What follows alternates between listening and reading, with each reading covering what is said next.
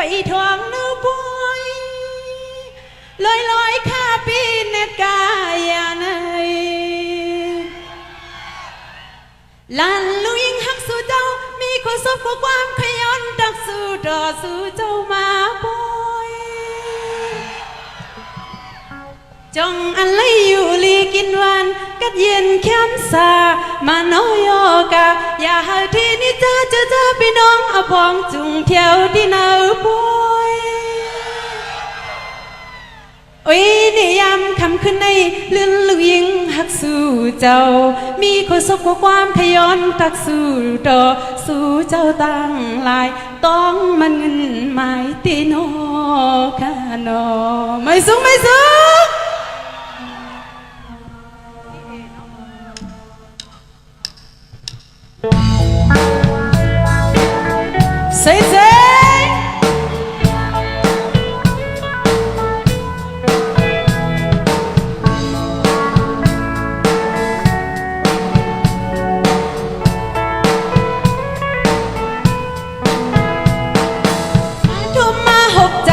ก็สึกอีอยู่สั่นเลยใจน้องบ่เลียว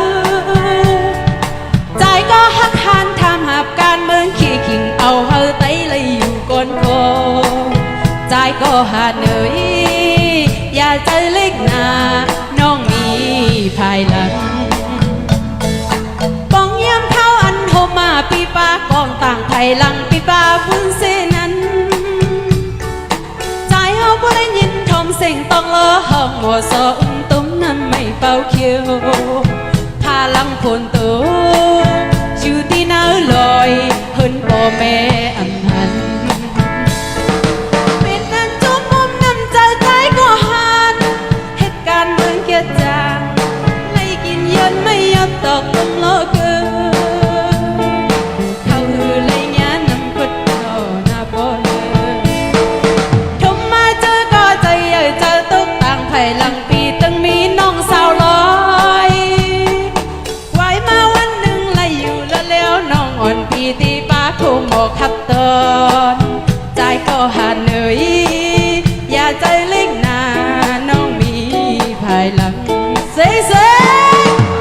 ดูสิครับยิงหันไม่สู้ใจหันไม่สู้ค่ะไม่สู้